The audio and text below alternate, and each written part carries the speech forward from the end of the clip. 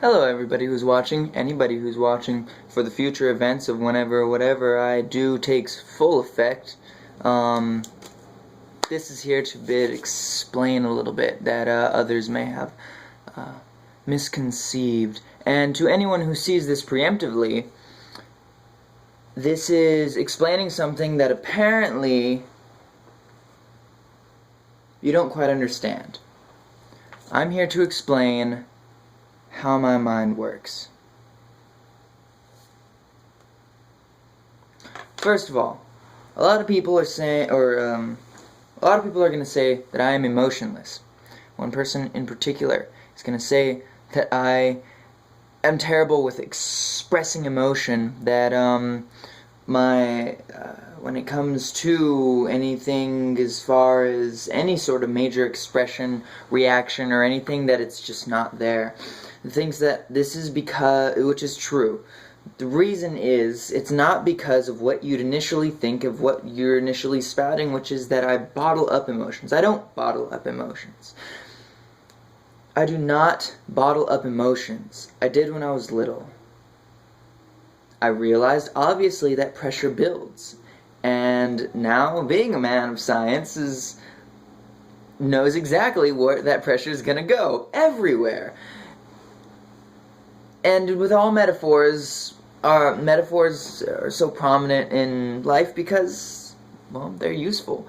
And this metaphor translates exactly.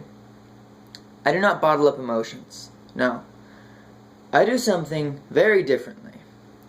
Whenever something happens, it goes through a catalog in my brain, alright? At first, everything is observed. It's never just focused onto one thing. Everything is observed. Everything is noted, and everything is accounted for, of what happens and how it happened, what caused it to happen, and what will happen because of it. Whenever this happens, in the cataloging, it also just goes to a plain, not a bottling up of emotions, but plainly not feeling them. Literally just turning them off. And a lot of people say that's unhealthy because emotion is necessary in life. I find this incorrect. Simply because emotion makes for a good story does not mean that it is necessary for one to live. One to live alongside other people successfully? Probably. But for one to actually bodily function and mentally proceed, not necessary. Emotion, I have put on switches. I can use them if I want, but on default, they're off. What this allows me to do is I'm sacrificing happiness and all the positive emotions, if there are truly many. The only reason I went on that is because I couldn't think of anything off the top of my head besides happiness. I'm sacrificing that for getting rid of a lot of other emotional reactions. Not overall emotions, but emotional reactions. Anger, fear, if you count fear as an emotion. In this case, of how I'm about to explain it is fear, and going into sadness and all that. It's all shut down. Simply because whenever that is, emotion is the root of irrationality.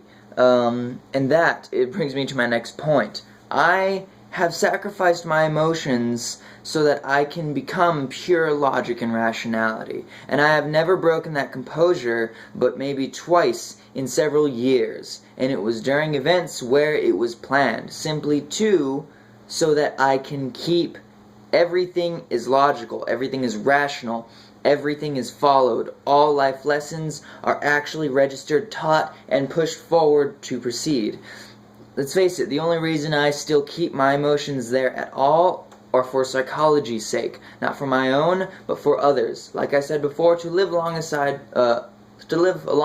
other people successfully, one needs emotions. It's just something that they find relatable at the base core of humanity.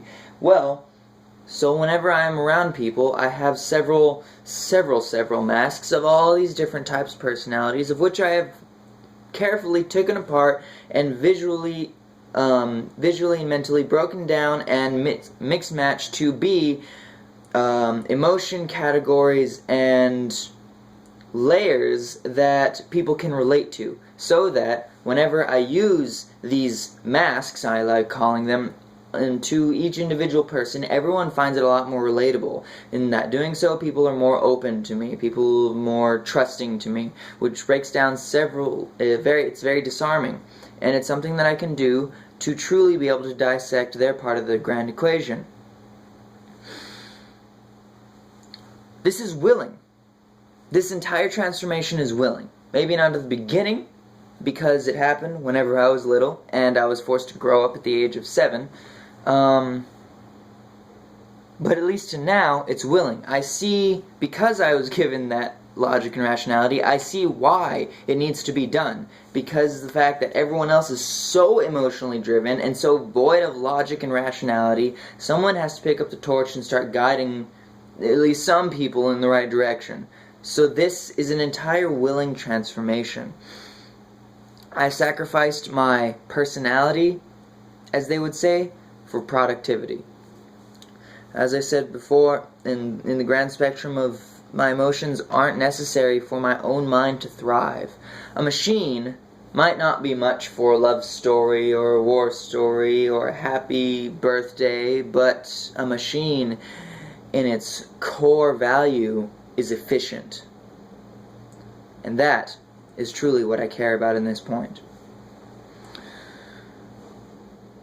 The only thing wrong with this is I am blocked by a very large block of a motivational problem. Stems from one of the few emotions that I haven't completely sealed yet. It's one of the more powerful emotions. This is sadness. When I was little, and even going up when I was little up into several years ago, and even still now, it is still leaking out, which is I had a huge problem with depression. Now, thing was, this depression was fixed as much as depression can be fixed, not with medication, but with mental rewiring. This was part of the transformation, the initial transformation, because my friends, my family, they wouldn't help me. They couldn't. They didn't know how. They were never told how or instructed how, and when they just went for help, they went in the wrong way and wanted someone else to deal with their problems. So, a metaphor that I always like to use for depression is like whenever it's like if you're thrown off a plane with a parachute and you're stumbling. To anyone that's gone parachuting before or seen someone parachuting, there's a very big difference between whenever you're flying straight with your stomach down in control and whenever the wind's caught you and you're just tumbling in all which directions. Usually you need someone else there to guide you that's looking at it from a third-person point of view and knows exactly what you need to do. Well, I did what many people thought couldn't be done, and I was able to fix my own tailspin. I fixed my depression by dedicating myself to productivity. I don't have any family around. They're all moving away. That, or they just hide. They're hidden. It's what they do best. They're gone, basically. I don't talk to family at all. They don't talk to me. It's a mutual bond, if you want to call it a bond. And so they're not around to try and shove me back to my old ways. My friends that are around, they're not around. Hell, I barely have a few that I call friends, and even then, it's a bit of a gamble on whether I consider them to be. This all stems from the fact that the only reason this depression is still this motivational block, this depression is still forcing its way through all the rewiring is because I have two big problems that I'm constantly running into 7 or 8 times a day, which is no one listens and no one understands. No one understands because when I go into something, when I think about something, it goes into such a layer of picking it apart and, always reacting rationally and just logically looking through everything, even just going down through the fun stuff of basic deduction to be able to read someone's mind. It's all so easy. I've been doing it for years now. Years and years and years. So whenever I try to explain it to anyone else, they just stare at me dumbfounded. But that's the thing, I can't dumb myself down. I can on a mask, but not as my actual self. I can't anymore. When I dumb myself down that much, I just feel like the conversation isn't going anywhere. There's nothing I can gain from this person anymore. No one listens because of that. Because the people that know me enough, the people that have been around me enough, they know that if they enter a conversation with me, they're just gonna get lost. And they just stop listening. And it's very obvious to tell that I'll sit there talking, just start picking up on the notes that they're just off in no man's land. I'll start getting sidetracked watching them, and then I'll start saying absurd things that make absolutely no sense. I'll start reciting freaking parts of Alice in Wonderland before they realize what's going on. When we were just talking about how a show was, or how a game was, I'll start quoting Shakespeare. And it won't be until I say a very big word that obviously stands out and doesn't belong there that they actually snap into it and think, wait, what? Say that again? No one listens, no one understands. But that's just the problem. I would be fine with that if I didn't listen.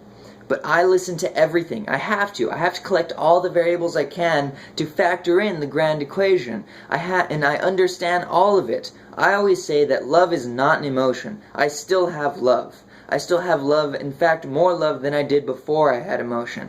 I put love is no longer an emotion. Love is a thought. Love is to understand something or someone entirely, completely. Love as an emotion is cruel because emotion is meant to rise and fall so that the rises have something are that much higher by contrast of the fall.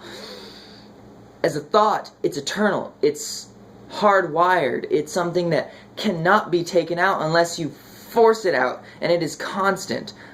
In my ability to understand such advanced logic and rationality, have come to understand even what I hate. I have come to understand that which I stand against in the farthest reaches of the earth. I truly understand and love everything. Everyone, every personality. For the love of God, I even hate killing bugs. I hate talking bad about people. Just because, even though I truly feel the way that I am saying whenever I talk bad about that person, I hate it because I can't. It's irrational. It's irrational to antagonize in the most basic of sense.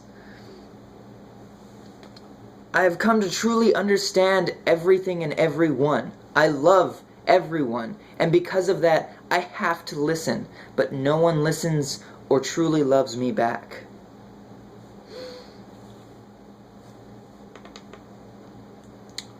Last note, Jacob. My name, Jacob Jesse Perez. My family has been here for 2 generations. Before that, my grandfather lived in Texas for his family, where they lived for 1 generation. Before that, they lived in, I believe it was Mexico City, or somewhere northern. My mom's side of the family stems from Ohio, 2 generations back, to Europe. Jacob Jesse Perez. Jesse, my grandfather's name on my dad's side. Perez, my dad's family name. Jacob, a biblical name given to me because my dad kept picking weird names that my mom wouldn't approve of. I was almost named Axel. Axel Jesse Perez. That's weird. I would definitely be in a completely different place in life right now if I had that name. He's a good kid. Went through a lot. But he's dying. He's been on his deathbed for years. He's still gasping for air. I really want to help him. I would love to see this promised child of these two families rise back up to full health and be able to, just love life. But he's dying. Not of natural cause and not of sickness. He's dying from his friends and family.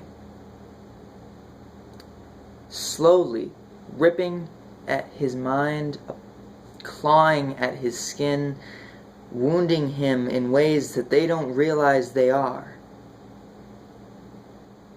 You know what? He's lost a lot of blood. I don't know how much longer I can keep him here. Keep him happy, keep him smiling, keep him from crying from the pain.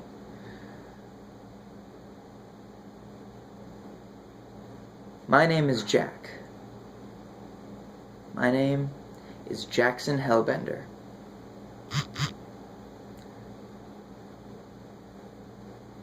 Ladies and gentlemen, I'm going to be here whenever, if Jacob dies.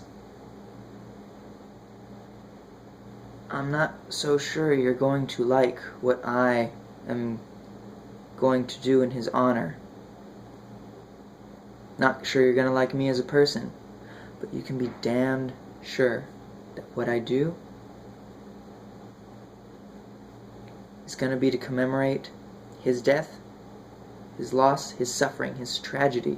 Nothing about him will ever go forgotten. Nothing about him will ever be overlooked. I will dedicate my life to his death. That all of his dreams, all those childish dreams, come to fruition. You know what? Everyone deserves that. I will make it my point, putting him first over everyone else. I will make it my point to make a world where everyone is respected, everyone is loving, everyone is caring. There is no more hatred. There is no more ignorance.